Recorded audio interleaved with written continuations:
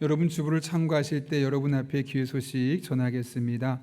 오늘 우리 교회를 방문하신 모든 분들 주님의 이름으로 환영합니다. 등록 원하시는 분 말씀하시면 저희가 친절하게 도와드리겠습니다. 계속해서 주보를 보시면요, 말씀과 함께 철로역정 진행하고 있습니다. 아울러 묵상집을 가져가길 원하시는 분들 1층 로비에 준비되어 있으니 누구나 가져가실 수 있습니다. 또 예언서 성경 쓰기 신청하시면 되겠고요. 지난주 하나님께서 우리 교회에 보내주신 한가족분들이 계신데요, 사진을 잘 보시고 또 우리가 한가족으로 온전히 잘 정착하실 수 있도록, 뿌리 내릴 수 있도록 많이 기대해 주시고 먼저 인사해 주시기를 부탁드립니다. 소그룹 개편 관련된 안내입니다. 소그룹 신청서 지난주에 안내해 드렸는데요, 혹시나 종이를 잊어버린 분 혹은 온라인으로 예배 드리시는 분들은 어제 저녁에 문자를 보내드렸는데요, 그 문자를 보시고 링크를 보시면 이제 소그룹을 볼 수 있고 또 어디 1지방부터 4지방까지 선택할 수 있습니다. 꼭 4지방까지 다 써주시기를 부탁드리는데, 우리 교회는 소그룹을 가지고 이제 목회를 하며 소그룹을 통해서 성도의 교제를 하는 교회입니다. 그래서 적극적으로 모든 성도님들이 꼭 하나 이상의 소그룹, 하나의 소그룹을 신청하시면 되겠습니다. 남성, 여성, 부부가 있는데 꼭 하나씩은 무조건 하시고, 나는 그래도 개인적으로 남성이나 여성에 속해 있지만 부부를 하고 싶다 그러면 또 부부까지 2개까지는 가능하지만 원하는 무조건 하나 정도는 하게끔 되어 있습니다.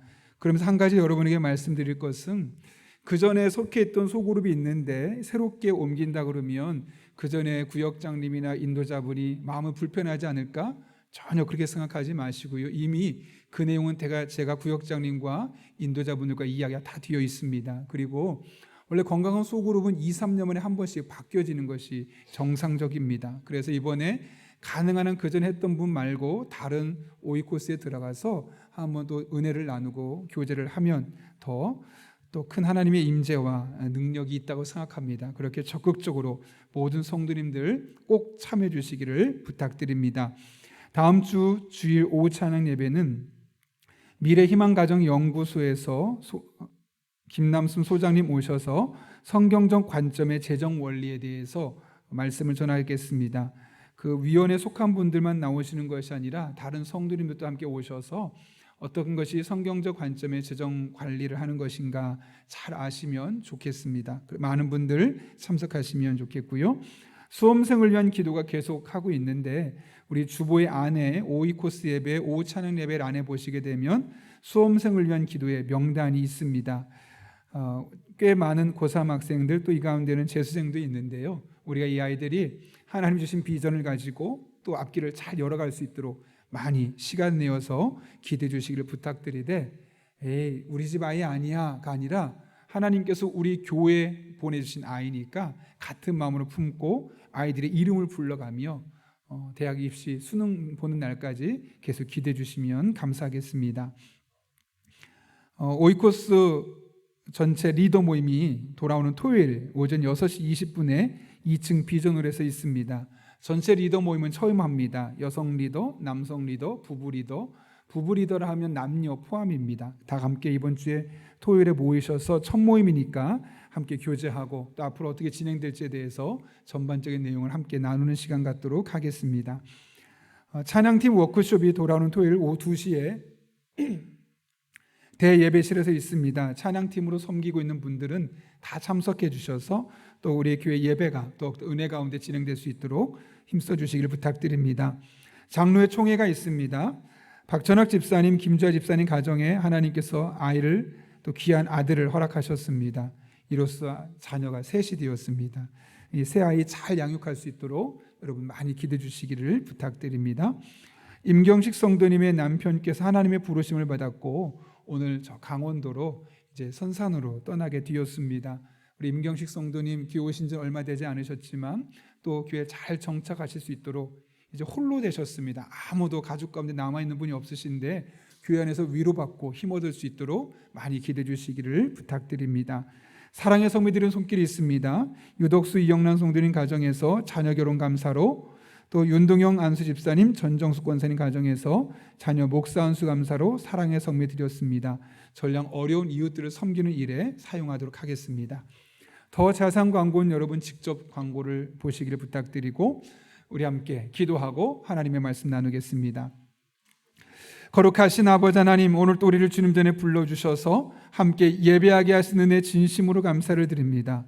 말씀을 듣는 시간입니다. 마음의 문을 활짝 열어주시고 성령께서 오늘도 이 말씀이 내게 주시는 말씀으로 들려줄 수 있도록 우리로 하여금 충만케 하여 주옵소서.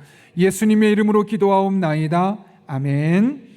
우리 한번 앞뒤 좌우에 있는 분에게 이렇게 인사하며 축복합니다. 당신은 있는 그대로 멋집니다. 이렇게 한번 인사하겠습니다.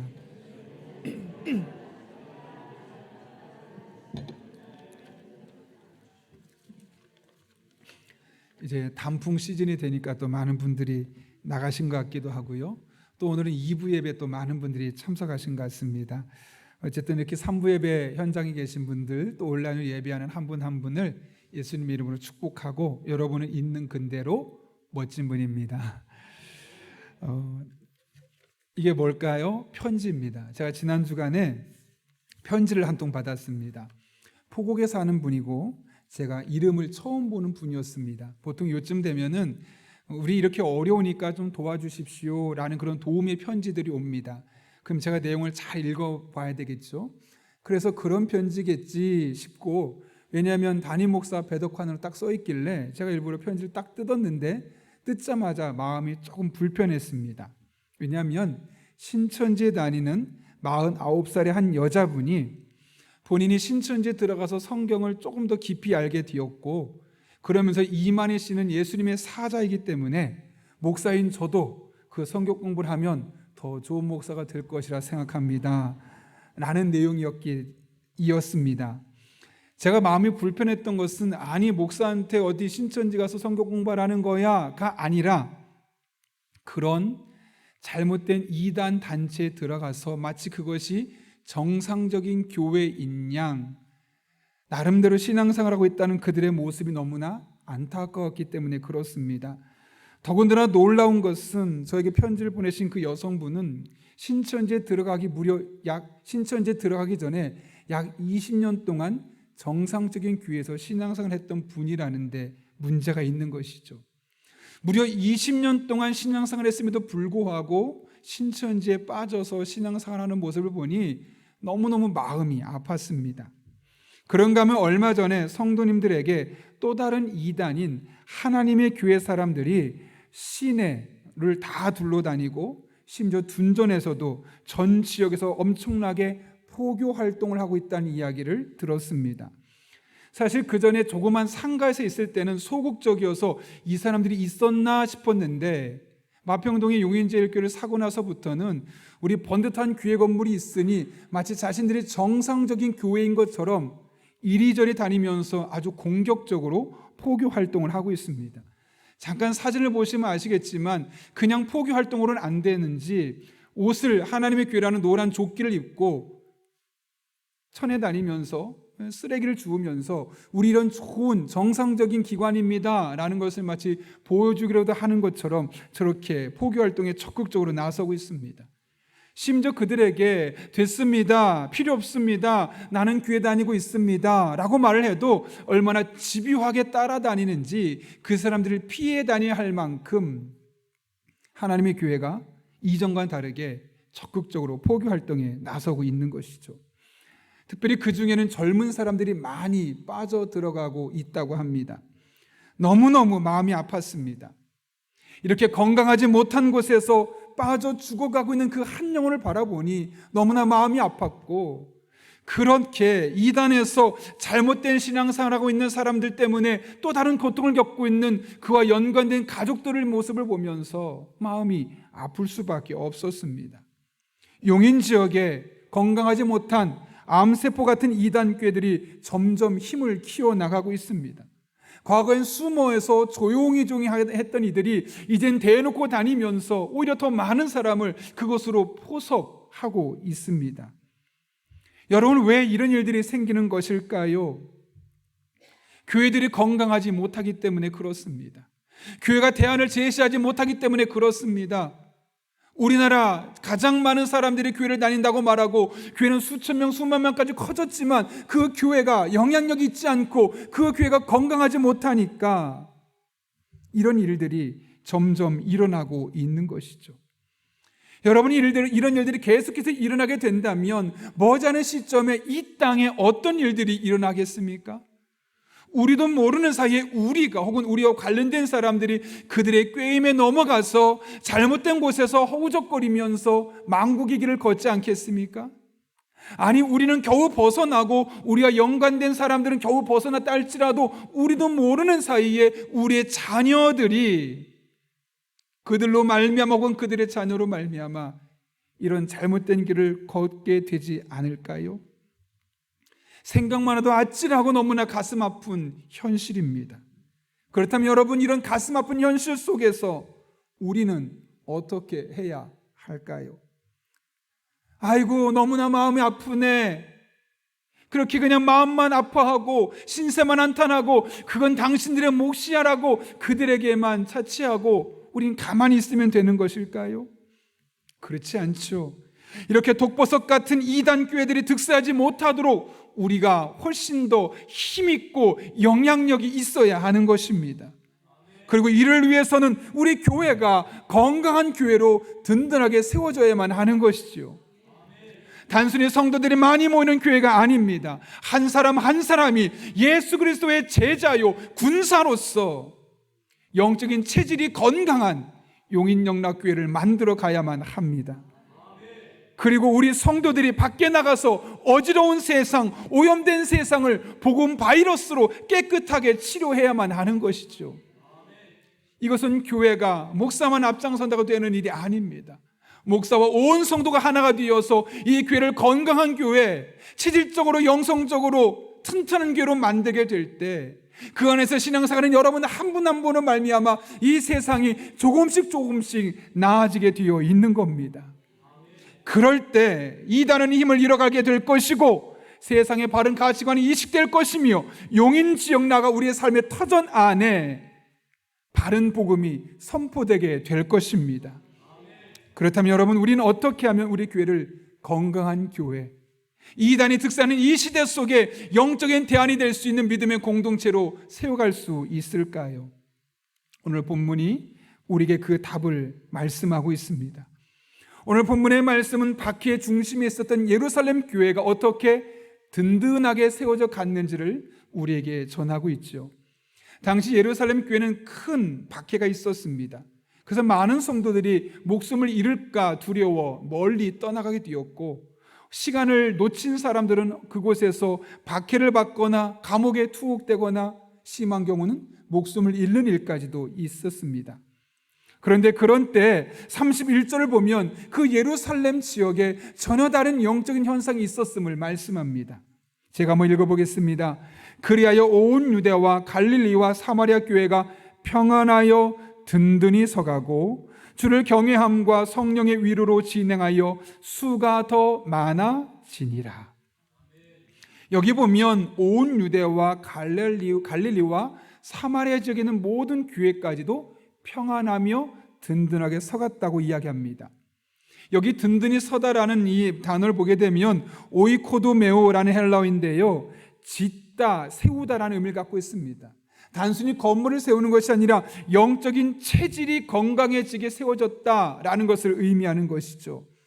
특별히 이 본문에는 미완료된 과거형을 사용하고 있습니다. 이것은 다른 말로 하면 계속해서라는 의미를 갖고 있습니다. 무슨 말이냐면 온 유대와 갈릴리와 사마리아에 있는 그 모든 교회들이 계속해서 영적인 체질이 건강해서 든든하게 세워져 가고 있었다라는 이야기입니다. 여러분, 박해 속에서 어떻게 이런 일이 가능했을까요? 많은 성도들이 도망가고 자신의 신앙을 적극적으로 내세울 수 없었던 그런 치열한 박해의 중심에서 어떻게 예루살렘 교회를 비롯해서 온 유대와 갈릴리와 사마리아 교회에 이런 영적인 현상이 일어날 수 있었을까요? 오늘 본문 맨 앞에 있는 접속사가 힌트입니다. 어떻게 시작합니까? 그리하여 라고 말합니다.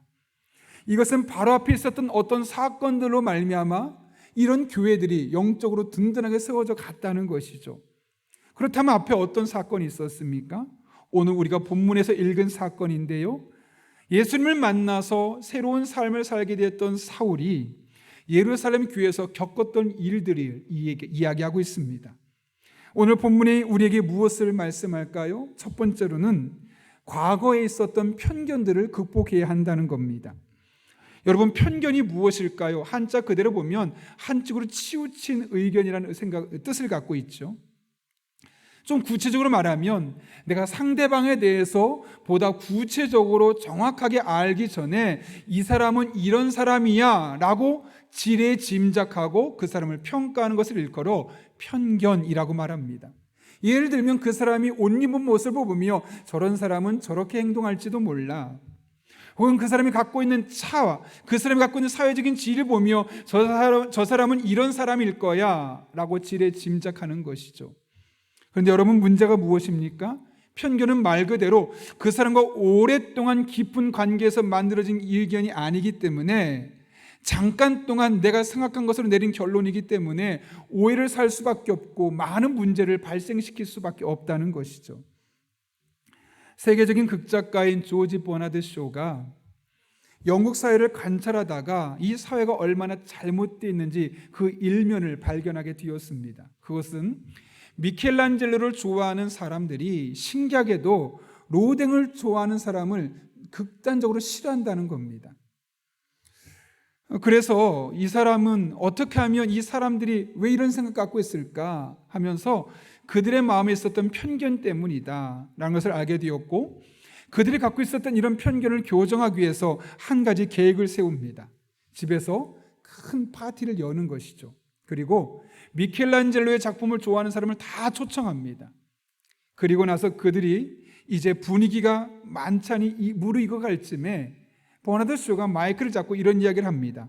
여러분, 잠시만 기다려 주십시오. 제가 진귀한 작품 하나를 여러분에게 보여드리겠습니다.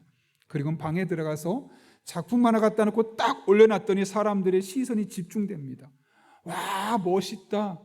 내가 그동안 한 번도 보지 못했던 작품이네. 아, 미켈란젤로가 저런 작품도 만들었어? 대단하다. 모든 사람들이 조금이라도 더 보고 싶어서 모여들기 시작합니다. 그때 갑자기 조지 버나드 쇼가 이렇게 말합니다. 여러분, 이거 멋있지 않습니까? 이 작품이 그 유명한 로댕의 작품입니다.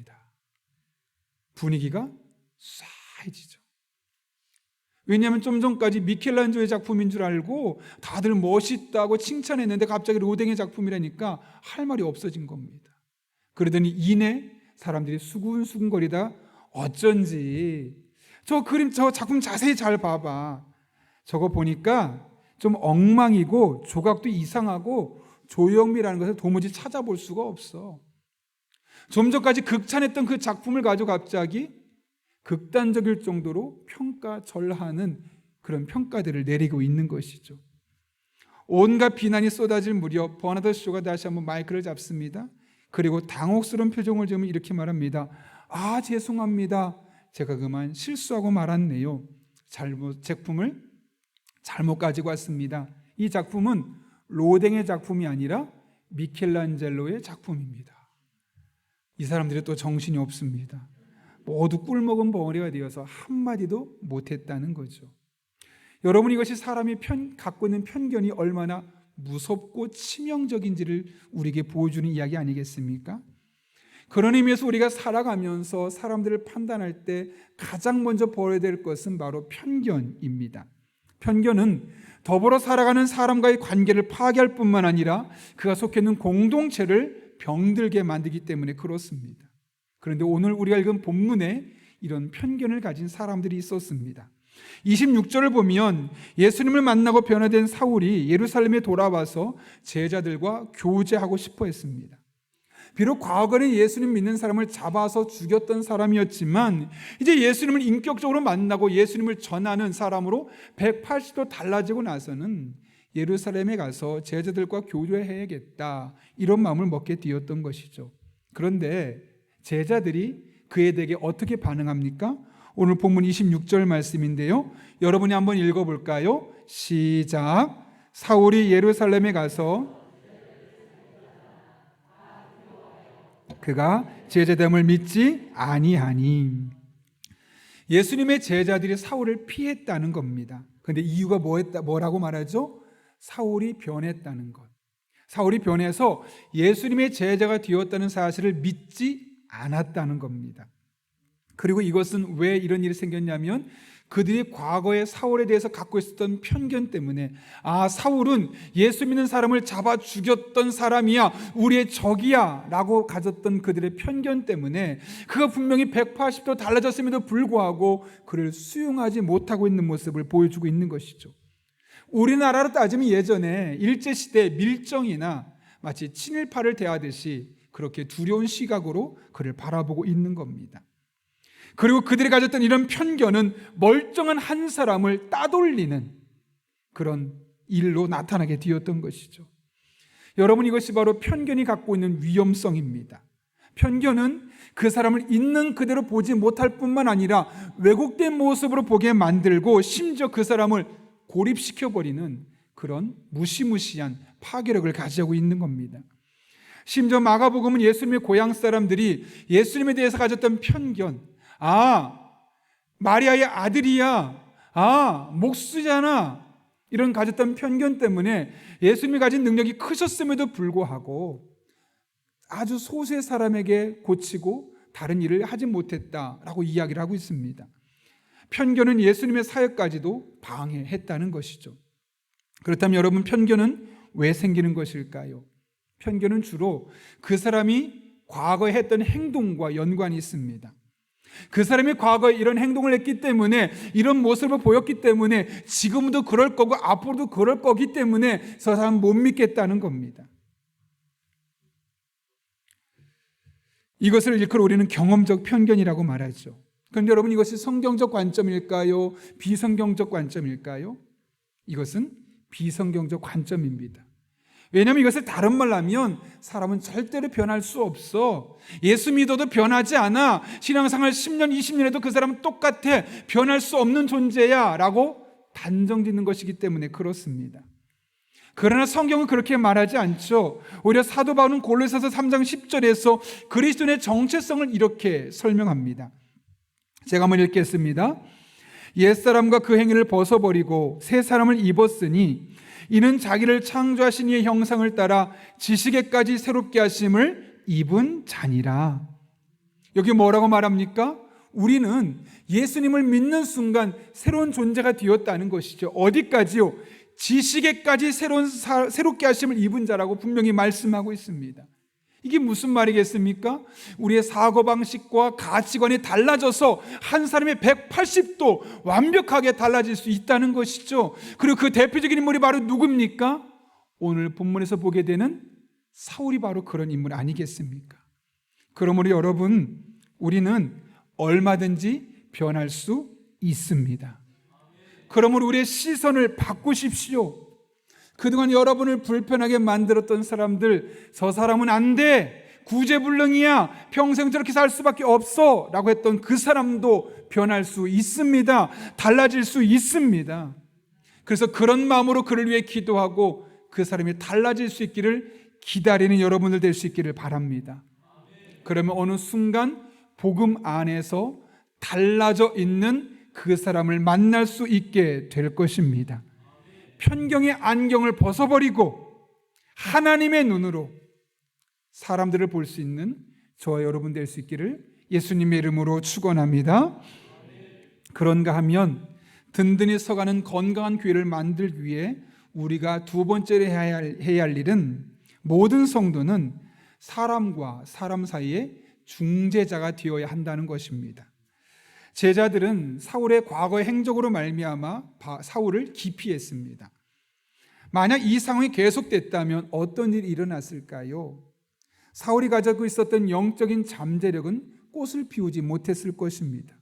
뿐만 아니라 예루살렘 교회는 인류의 역사를 송두리째 바꿨던 사도 바울이라는 역사적인 인물을 경험할 수 없었고 배출해낼 수 없었을 것입니다. 어쩜 너무나 안타까운 상황이 될 수밖에 없는 것이죠. 그런데 바로 그때 모든 사람들이 사울을 기피하고 있던 바로 그때 한 사람이 등장합니다.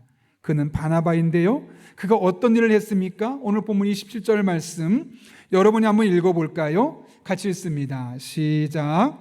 바나바가 데리고 사도들에게 가서 그가 길에서 어떻게 주를 보았는지와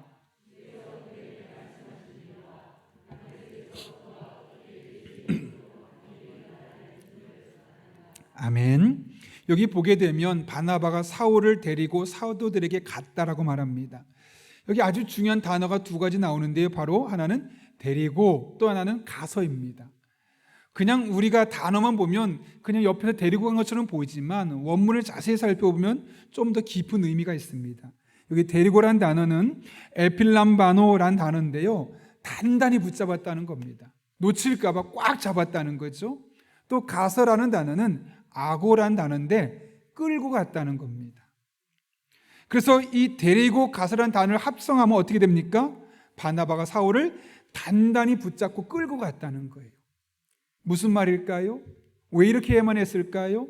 사울이 안 가려고 했다는 거죠. 왜요?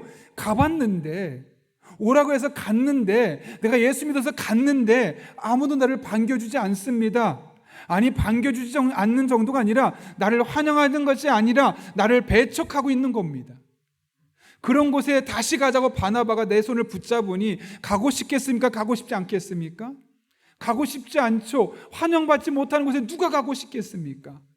그래서 안 가려고 하니까 바나바가 손을 꽉 잡고 반강제적으로 끌고 갔다는 겁니다. 가기 싫은 거 억지로 끌고 갔더니 어떤 일이 일어나든가요? 28절 말씀, 사울이 제자들과 함께 있어 예루살렘에 출입하며, 배척하고 오지 말라고 했는데 지금 어떻게 됐다고요? 함께 있어. 30절은 한 걸음 더 나갑니다.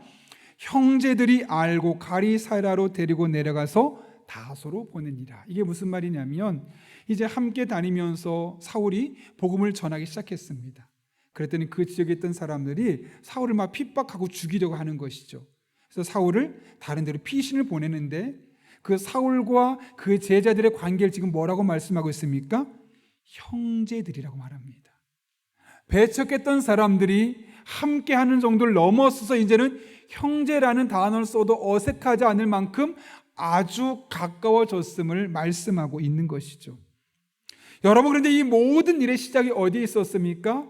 바나바라는 한 사람이 싫다고, 가기 싫다거나 상처받았다는 그 사람의 손을 억지로 붙잡고 반강제적으로 끌고 갔을 때 그곳에서 놀랍게도 회복의 은혜가 있어서 함께하게 되었고, 그걸 넘어서서 서로 형제라 부르기에 부끄럽지 않을 만큼 가까운 공동체성을 이루게 되었음을 말씀하고 있는 것이죠. 바나바 한 사람의 적극적인 헌신의 결과가 이와 같이 예루살렘 교회뿐만 아니라 온 유다와 사마리아 지역에 있는 모든 교회를 건강하고 든든하게 세워지는 뿌리가 되었음을 말씀하고 있는 겁니다. 그런 의미에서 건강한 교회를 세워가기 위해서는 교회 안에 바나바 같은 사람이 많아야 합니다.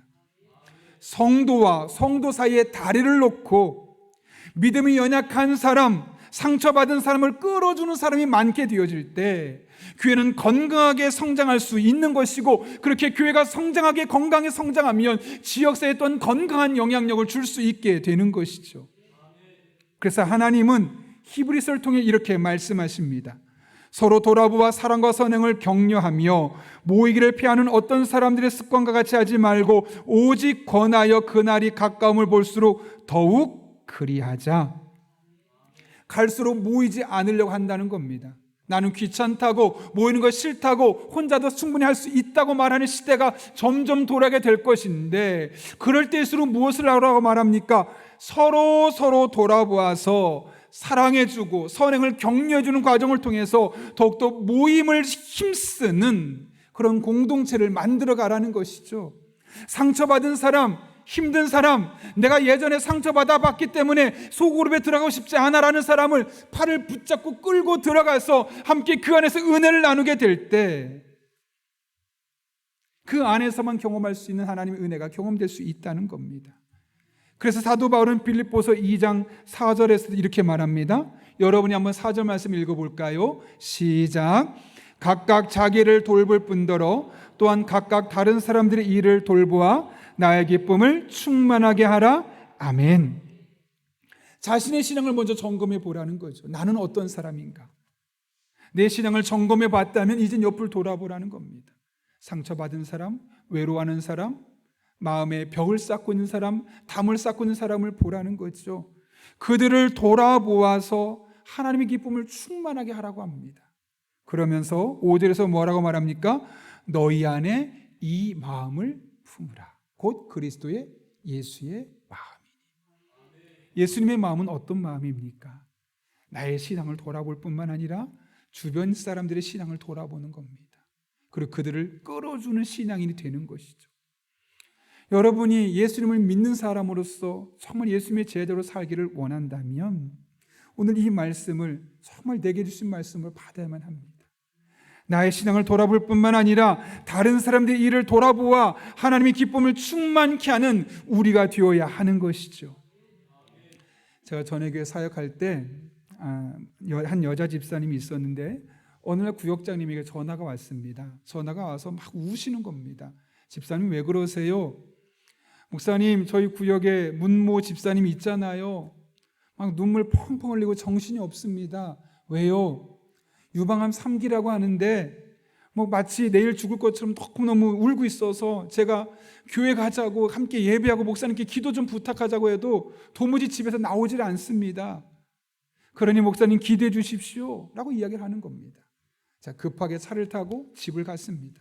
집사님에게 함께 기도해주고 집사님 지금은 기도밖에 없습니다. 그러니 주일 예배 잘 나오시고 이제 더 나와야 됩니다. 수요일에도 나오셔서 수요일 함께 기도하고 조금 더 가능하면 금요일 날도 나와서 기도하고 정말 같이 한번 기도하자고 저는 권면하고 나왔죠. 그런데 그 다음부터 누가 그 일을 하냐면 구역장님이 매번 전화하는 겁니다. 문 집사님 왜 안 나와? 왜 안 나와? 나와야지. 주일에 끌어당겨주고 수요일에 나오라고 끌어다녀주고 아유 조금 더 기도해야 되겠어 뿐만 아니라 이제 남편이 있지 않습니까? 그 남편이 교회를 나오는데 잘 안 나옵니다. 가끔 나옵니다. 그러니까 정말 믿음 좋고 소그룹을 잘 인도하는 장로님을 찾아갑니다. 장로님, 이 집사님이 지금 유방암 3기에 걸렸는데 남편이 교회를 안 나오는데 어떡합니까? 남편이 함께 기도해야 되지 않겠습니까? 장로님이 제발 이 집사님 좀 끌어주십시오. 장로님이 찾아가서 우리 소그룹에 다시 와서 기도하자고. 그래서 구역장님은 여자 집사님을 계속 끌어당겨서 기도의 자리로 부르고 남자 장로님은 그 남편 집사님 계속 끌어당겨서 기도의 자리로 부르고 저는 아들이 하나 있는데 20살짜리 교회 한 번도 안 나오는 그 아들 엄마가 이런 상황이니 함께 나와서 기도해야 된다고 주일 3부 예배 드리고 끝나고 나서 한 달 내내 기도하고 막 여기저기서 끌어다니는 겁니다. 그리고 사람을 연결시켜주고 함께 기도하게 하고 45일 동안 기도했는데 놀란 일이 일어났죠. 3.5cm 암이 1.5cm로 줄어든 겁니다. 의사가 깜짝 놀랍니다. 원래 암은 그냥 두면 그대로 있거나 커지는 게 정상인데 어떻게 줄어들 수 있었냐고. 하나죠. 구역장님 계속 끌어당겨서 기도의 자리로 부르고 장로님 계속 끌어당겨서 소그룹에 들어와서 함께 기도 제목 나누고 은혜 나누게 하고. 남자 집사님 신앙생활 얼마나 열심히 하죠. 아들이 하나님 없어요. 교회 안 다니던 아들이거든요. 얼마나 열심히 신앙생활 시작됐는지 모릅니다. 봤잖아요. 여러분 이것이 어떻게 가능했겠습니까? 사람과 사람 사이를 연결시켜주고 믿음이 연약한 사람을 끌어주는 이런 하나님의 은혜가 있을 때 그것에서 놀란 기적이 나타나는 것 아니겠습니까? 신앙은 이렇게 바로 사람과 사람 사이를 중개해주고 끌어주는 곳에서 시작되는 겁니다.